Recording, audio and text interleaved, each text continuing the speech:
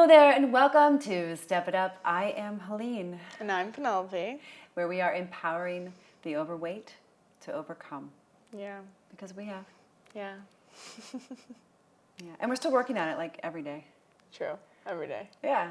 It's not like, I don't know, I don't really feel like I've achieved it as if it were a destination. You know, it feels like it's just like a daily practice. Yeah. Yeah. So I don't want people to think like we've gotten somewhere that they haven't. You know what I mean? Like, no, we're constantly work in progress every day. We're not perfect. I don't even know if perfect exists. Because I see, like, sometimes I'll enter a restaurant, I'll sit next to somebody, and they have some weight to lose. And I kind of feel, and I could be making this up, but I kind of feel like they're hating on me a little. Yeah, same. And then I'm like, but I am you. Like, seriously, it's like every bite, every thought, every step. And that's why we call this program Step It Up, and this podcast Step It Up, because it's really just like a process. Yeah. And every day, even today, we're still stepping it up. Yeah, every day. In every way. Literal step-ups at the gym. Yeah, this morning. 6:10 a.m. She did a snap. Yeah. So what do you want to talk about today? Why men and women aren't equal. Ooh, that's it. It's a hot topic. I know. Yeah, very controversial. Yeah, I don't think men and women are equal. I don't either. I don't either. I mean, we are different. We have different body parts. We think very differently. Yep. I mean, I think that I grew up like mostly women, like around women. Mm-hmm. So I feel like women are so different. Yeah, I also did. I grew up around women too. I've spent like most of my life trying to figure out like why men are so different. Like I literally read the book The Way of the Superior Man 4 times because I was like, oh, I'm so clueless about it, you know. And I have a dad, and he loves me very much, and he's extremely involved in my life. So I don't want to. So is mine. I don't want to pretend like I'm abandoned. I mean, I have a great dad who I grew up with, but I just still don't think I understand men. Yeah, I don't quite understand men. My dad I did not grow up with my dad as much. But yeah, I don't think I understand men that very well either, still. Well, we're trying. We're trying. So please do help us. But I definitely don't think they're equal. So I hear a lot about equality these days. And I just don't agree. I think women need to take time off after childbirth to breastfeed and recover. Yeah. And I know there's paternity leave now too, and I think that's really cool. But like, I don't think that a woman who gives birth is the same as a man whose wife is giving birth. Like it's just not the same. Right. Totally different.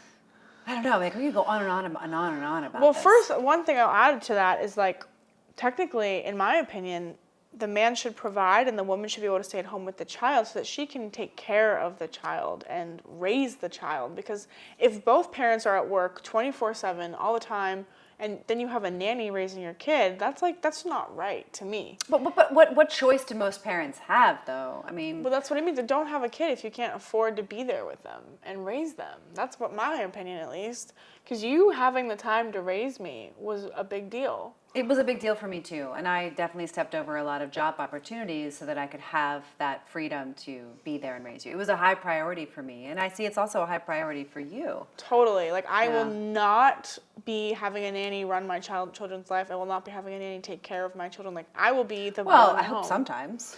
Sometimes, of course, like for dinner or something, but like I want to be there to like take them to school, pick them up from school. Like I don't plan on being like working 9 to 5. Like that's why I do what I do now, so I don't have to do that. So tell them what you're doing. Like why? Well, what your plan I have is. a social media marketing agency that I am running, and I'm also a real estate innovator, and I'm also running the Step It Up program with you, which is going to change millions of people's lives.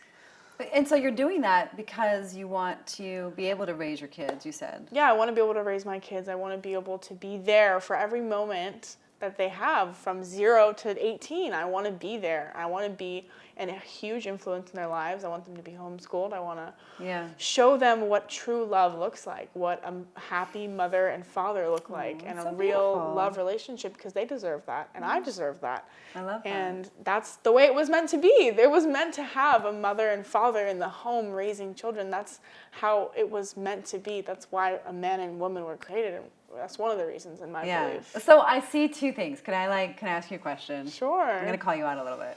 Okay. So on the one side, you want the man to be a provider. Yeah. And on the other side, you're saving up money and doing all these things with your entrepreneurial endeavors so that you can have the money to have your kids. Right. So where does the man fit inside of this equation? I mean, I'm just saying. I want the man to provide, but I'm not gonna rely solely on that. I also What's that about? In providing for And I'm not yourself. judging you. Well, you know, because I'm the same way. I do believe the man should provide. I believe that, but I guess I might have I have fear that the man might leave. And that I'm maybe, or die, like something terrible could happen and I'm left with all these kids and no money to take care of them. Okay, so you're just smart. It's like your insurance plan. It's like my insurance plan. Yeah. And I also would like, if I see something beautiful that I want to buy, I want to have no hesitation to be able to buy it. That's nice, yeah. I think it's really different than your generation. Right, like my generation doesn't believe in that. And a lot of them are like, we can have kids without men. And I'm like, whoa, what do you mean? Like, we need men in our lives. Like, I believe we need men in our lives. Oh my gosh, so many times during your upbringing, I was like, this is the reason why, God made two parents, because I was like, I really need some advice here, or I really need some support here. And oh my gosh, it was so challenging to raise you all by myself. Yeah, and I saw her struggle too. Yeah, it was tough. It was tough. Yeah. And so a lot of you single moms out there and daughters who have single moms, it's not as glorified as you think it is. It's really not. I really think that children need two parents, and I think the fatherlessness of our nation right now is part of the problem with the breakdown of the family unit, the breakdown of the social structures, the breakdown of the economic structures, the prison pipeline, the addiction, the homelessness. If you look at the statistics, and you correlate them with fatherlessness and divorce and broken homes, it lines up, and it's pretty shocking. Having a kid is just a huge responsibility. Yeah, and if you're not ready for it and you don't have the financial means or a parent that can help you, like a father, then don't do it. Don't raise the kid in poverty and like put them under extreme stress alone. Like that's not a good idea. Yeah, but it's also not a good idea to get abortions all the time either. So it's really Agreed. tricky. 100% agree. It's so tricky. It's really challenging. But today we really wanted to talk about like masculine, feminine, and that it is not equal. No. I mean, men can definitely do work that I can't do. Like I'm not really that great at like lifting heavy things.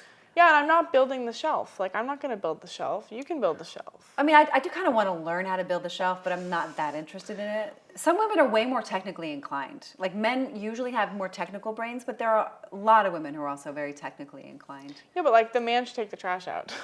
I do like it when the man takes the trash out. I'm not taking the trash out. You take the trash out. Like, that's your thing. I kind of like it when the man takes the trash out and he fixes the stuff around the house. I know. It's like, okay. It's kind of sexy. I like it. Yeah, I love it. It's like, okay, you can do that. That's perfect. You know what I mean? It's I just appreciate it. Like, I don't think they're as bothered by mess. No, they're not as bothered by it. They're like, some are. Actually, your dad is kind of bothered by mess.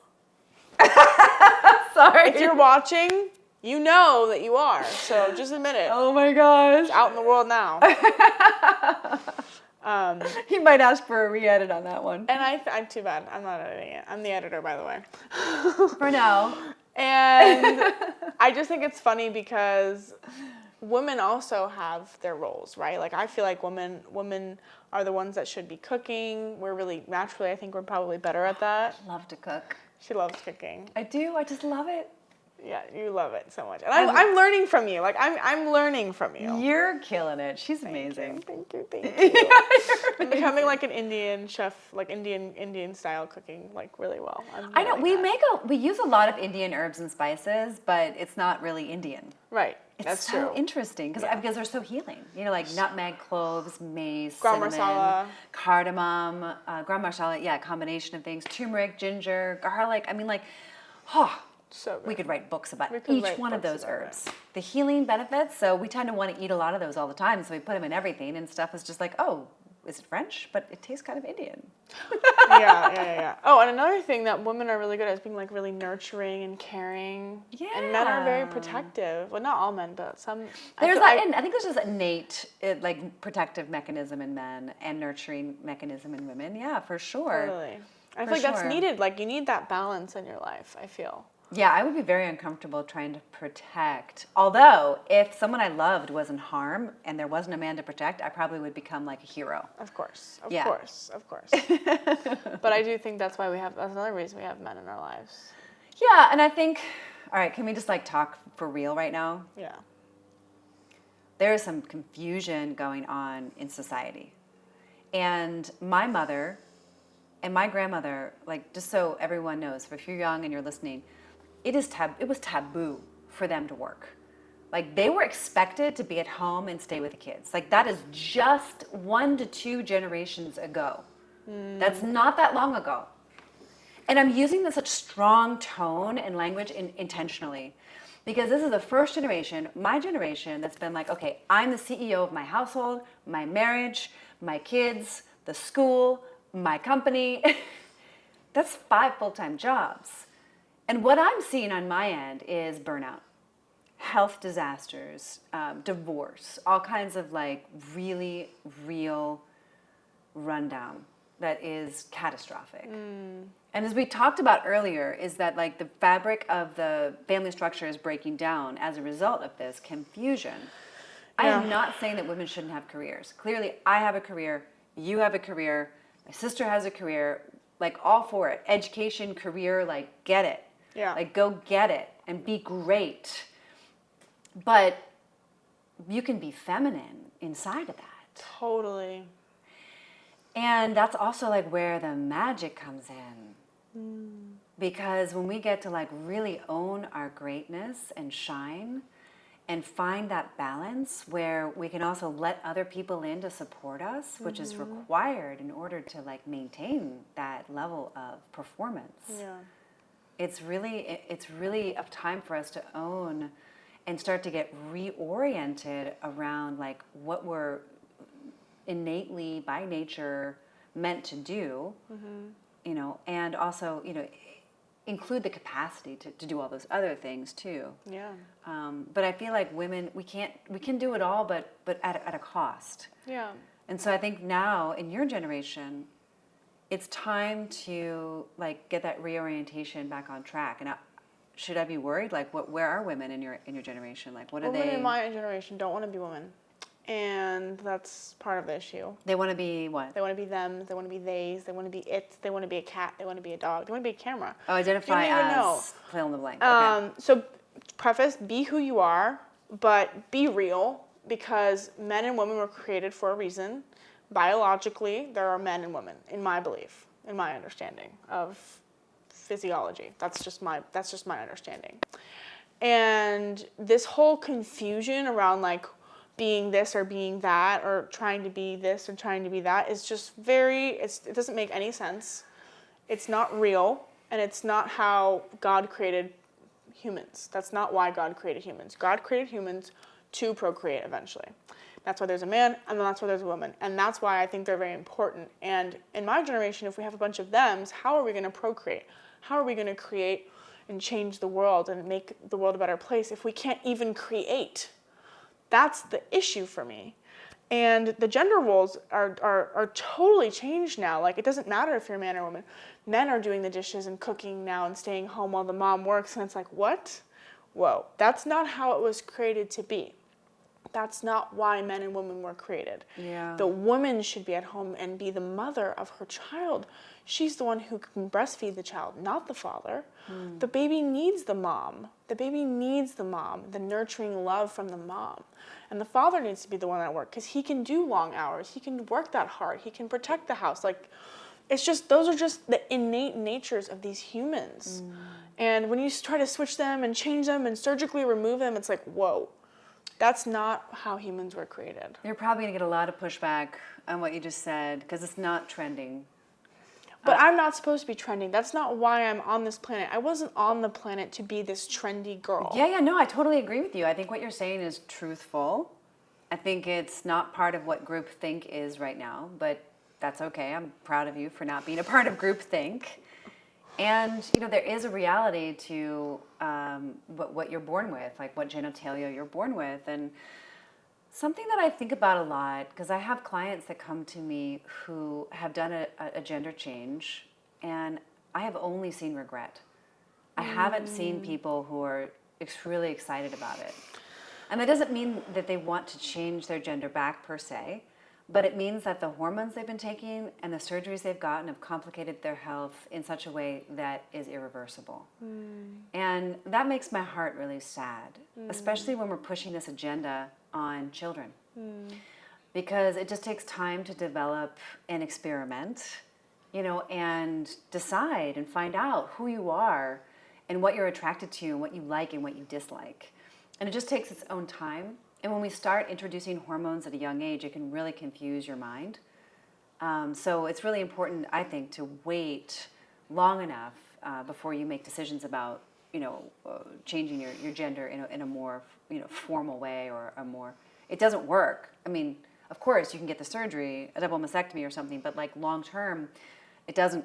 You can't really change your gender fully. Like there's certain things that just won't change. Exactly, and this whole thing about like women thinking that they could, a man trying to be a woman, like you'll never have to go through the birth and like the periods that these real women have gone through. Like you'll never feel that same pain that we do. To say that you're just as like a woman is almost like rude to the women who were born with the genitalia. Like that's like it's almost like rude to say that you are like a woman and that you're going through the same things, because like we have to actually go through that pain every month. We actually have to go through these things that women have to go through. You didn't have to experience all that your whole life. So it's almost rude to say those things. You could say that, yeah. I mean, I just think it's an indication of kind of where we are as a society right now, and the intolerance for boundaries, whether it be sex or otherwise. But also, it's kind of like the wow factor. It's almost like, the dying for clicks and like all the crazy things people have to do just to get clicks. And I do think there's going to be a correction. I just think things have gone a little bit too far. And I think, why does it matter? Like, why? Like, what's the point of making it like such a big deal? Like, why is it such a big deal? Who cares what you are? Like, why? Yeah, why is this all this attention? Like, it's a distraction from the real things that go on in this world. And it's a little bit scary to see, because it's like there are real problems this world's facing. I know, like very real problems with our economy, with the education system. I mean, yeah, there's so many problems going on, but I do think it's important that we honor who we are deep at our core, and that we really look at some of the suffering that we're going through. Yeah. If we're struggling with our gender or our identity, or even our weight, right? Yeah. I mean, because these are all struggles that we're going through, and Totally. and it's the steps on the journey to find ourselves and to really come to terms with who we are and where our joy is. And I can almost guarantee that your joy is right in front of you. It's right here, right now. Yeah. And we just have to sometimes kind of dig down a little bit to like find it, that little light of joy. And I don't know if the long-term joy really lies in a gender change or a gender denial, or as a woman, a single mom trying to do it all. Like, it's really important to get supported. It's really important to find your joy, to learn tools and tips and tricks on how to like create your joy every day in every way. But there's all this kind of false joy that's getting satisfied through food, pornography, even Netflix. I like Netflix, so I watch Netflix, not every day, but like... I don't watch Netflix. We used to for a time, but yeah, we go through phases with that. But I'm just saying that like it's not like a true source of joy. It's more like a numbing out. Dissociation. Yeah, but like the true sources of joy for me are like watching the sunrise, and like you're talking about going for a run. Yeah, going for a run and hearing the birds chirp and the water. It's like, oh my gosh, this is real. This is what's real. Feeling the dirt under your feet and the grass on your hands. And I think we should end on that point, because what's real? That's real. It's like it's real. Like we in this virtual world with devices and social media, it's like, we've lost track of like what's actually real. Yeah. And I think it's really important that we all get outside and we take a deep breath and we like look around at what's actually real. Yeah. Because there's a reason why everything is here, and it's perfect system. Nature and the nature of nature is a perfect system, and every time we mess with it, it doesn't turn out well. Folks, I'm just telling you, it doesn't turn out well. I mean, we could sit here for another 2 hours and talk about how it doesn't turn out well when you mess with nature, because the nature of nature is all powerful, all knowing, all true. And so part of our Step It Up program is all about that. It's all about the nature of nature and taking one step at a time. Wherever you are, you just take one next step towards the nature of nature. So your body can just come back into balance. Yeah. And your cravings change, and your taste buds change, and like your thoughts change, your microbiome changes, and like everything starts to renew itself. And you find yourself on this path of delight and joy and abundance and flavor and fun. And it's really great because it's real food. Yeah. That's going to really go to your cells and give your cells what they need. Yeah. And so that's like the ultimate justice, like in your cells and in ourselves, getting back to nature and the nature of nature. Yeah. Thanks for listening. We love your comments, and we're curious what you think. Yeah. Thanks for watching.